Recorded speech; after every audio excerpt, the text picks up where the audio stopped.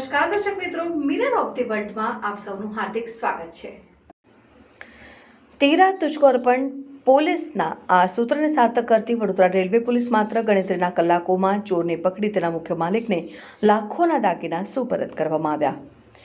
Vadodara railway station ખાતે ક્રાઇમના ઘણા બધા બનાવ સામે આવતા હોય છે અને પોલીસ ચોપડે પણ નોંધાતા હોય છે, ત્યારે ટ્રેનમાંથી રૂપિયા તેમજ દાગીના ચોરાય છે।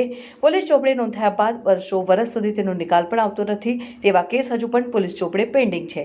ત્યારે તારીખ 19મી સપ્ટેમ્બરે રેલવે પોલીસ ખાતે એક ફરિયાદ નોંધાઈ હતી, જેમાં લક્ષ્મીબેન અધિકારી કે જેઓ મુઝફ્ફરનગરથી મુંબઈ જતા હતા તે દરમિયાન વડોદરા રેલવેથી મુંબઈ જતા હતા તે દરમિયાન વડોદરા રેલવે સ્ટેશન ખાતે તેઓનું સોનાના દાગીના ભરેલો થેલો ચોરી થઈ ગયો હતો। તેઓએ રેલવે પોલીસને ફરિયાદ નોંધાવી હતી અને રેલવે ઇન્ચાર્જ અધિકારી અને ઉચ્ચ અધિકારીને જણાવતા તેઓ દ્વારા રેલવે સ્ટેશન ખાતે નાકાબંધીની જેમ ચેકિંગ હાથ ધરાયું, સાથે જ સીસીટીવી કેમેરા પર બાજ નજર રાખવામાં આવી રહી છે। અને ત્યારે જે દિવસે ચોરીની ફરિયાદ નોંધાઈ તેના ગણતરીના કલાકોમાં રેલવે સ્ટાફ દ્વારા ચોરને પકડી પાડવામાં આવ્યો। ત્યારબાદ આજરોજ કોર્ટમાંથી તમામ દાગીનાની મંજૂરી લઈને તેમના મુખ્ય માલિક લક્ષ્મીબેન અધિકારીને આશરે 7 લાખના દાગીના સુપરત કરવામાં આવ્યા। ત્યારે તેરા તુજકો અર્પણ પોલીસનું આ સૂત્ર ક્યાંક ને ક્યાંક રેલવે પોલીસે સાર્થક કરી બતાવ્યું છે।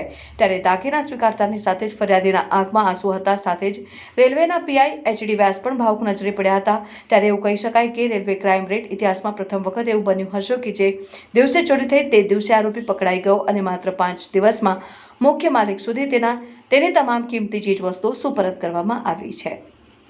અખંડ ગુજરાત ન્યૂઝ, વડોદરા।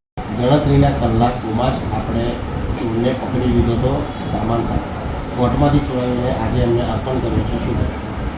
જય હિન્દ। સૌપ્રથમ વડોદરા પોલીસ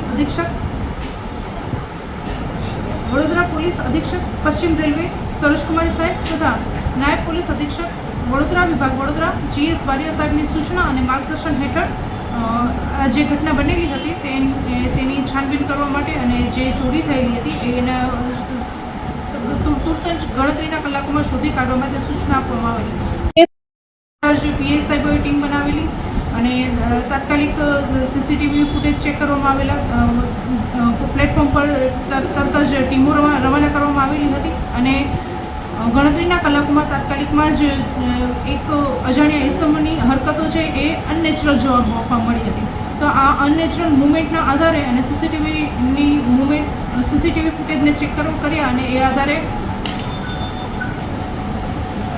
આ ઈસમને પકડી પાડેલો હતો અને એ ઈસમને પકડી પાડી અને તેની પૂછપરછ કરી તેનો સામાન છે એ ચેકિંગ કરવામાં આવતા તેની પાસેથી આ ગોલ્ડનો સામાન મળી આવેલો હતો, જે આધારે વધુમાં પૂછપરછ કરતા અને તેમાં વધુ જે કિંમતનો સરસામાન હતો તેની સાથે મોબાઈલ અને અન્ય ડોક્યુમેન્ટ ચેક કરતા જે વ્યક્તિનો સામાન હતો તેની સાથે સંપર્ક કરતા એ વ્યક્તિનો સામાન મળી આવેલો છે।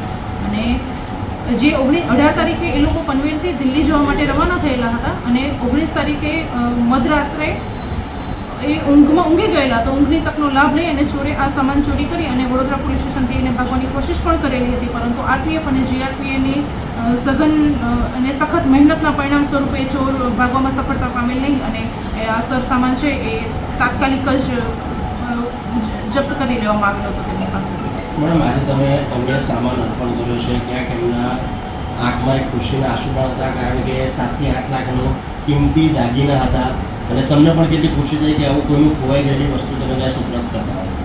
એ બેને પોતે જણાવેલ કે જેમને એમના જે સાથે આવેલા એમના રિલેટિવ એમને પણ જણાવેલ કે જ્યારે આ સામાન જતો રહેલો તો તેમને કોઈ આશા નહોતી કે આ સામાન ક્યારેય તેમને પરત મળશે, એમને પોતે પણ આશા ખોઈ દીધેલી હતી, પરંતુ આજે એને જ્યારે સામાન એમને પરત મળેલો છે એ સૌપ્રથમ વખત તેમને જાણ કરવામાં આવેલ ત્યારે તેઓ આ વાતને સત્ય માની શકેલા નહોતા, પરંતુ જ્યારે તેમને રૂબરૂમાં બોલાવવામાં આવેલ ત્યારે તેમને ખરેખર માનવામાં આવ્યું કે હા, મને મારો સામાન પરત મળી ગયો છે। આજે તેમને હર્ષોલ્લાસથી તેઓ ઘરે જઈ રહ્યા છે અને એમના આંખમાં જે ખુશીના આંસુ જોઈ અને તેરા તુજકો અર્પણ આ વાક્ય ખરેખર આજે સાર્થક થયું છે એ જોઈને મને પણ મારું હૃદય ગદગદ થયું।